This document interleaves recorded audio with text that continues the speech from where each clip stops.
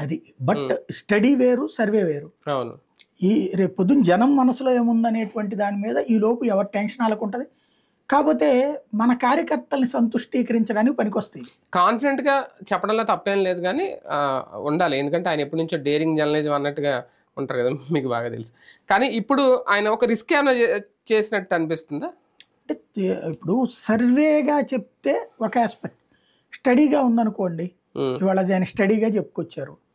ఆయనకున్న సుదీర్ఘ అనుభవం రీత్యా ఆయన చెప్పుకొచ్చారు. అంటే చాలా వరకు ఫిక్స్ చేసేసారు స్టడీ అని చెప్పినా. ఇప్పుడు రాయలసీమలో ఆ మార్పులు అంటే ఓకే, ఆయనకు ఉండొచ్చు నమ్మకం. ప్రాక్టికల్‌గా అవుతుందా లేదా అనేది ఆయన రిస్క్ చేయడానికి రెడీ అయ్యారు. అదే అంటున్నాను, రిస్క్ సక్సెస్ అయిందనుకోండి, సక్సెస్ పొద్దున్న నాకు తెలిసి తెలంగాణలో రేవంత్ సహకరిస్తాడు, ఇక్కడికి చంద్రబాబు సహకరిస్తాడు.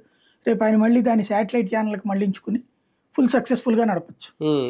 అదే కనుక ఫెయిల్ అయిందనుకోండి, రేపు పొద్దున్న యూట్యూబ్ నమ్మడం కూడా కష్టం అవుతుంది.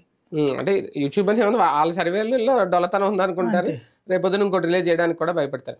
కానీ ఈ సర్వే అయినా లేదంటే ఈ మధ్యన వచ్చిన సర్వేలైనా ఏదైనా 100కి మించి వెళ్లకుండా ఉంటున్నాయి. ఇప్పుడు ఈయన కూడా చెప్పింది 110 కూటమికి అనేది వస్తాయి అనేది. ఓకే, అది డేరింగ్ అనుకోవచ్చు. కానీ ఇద్దరికి ఒకవేళ వైసీపీకి ఎడ్జ్ 100 దగ్గరే ఉంటుంది అన్న అంతకు మించి ఓవర్గా అయితే చెప్పలేకపోతున్నారు. అది నిజంగా జనం గ్రాఫా లేదంటే అధికార పక్ష గ్రాఫ్ కూడా యాంటీ ఇన్కంబెన్సీ క్యాలిక్యులేట్ అవుతుందా?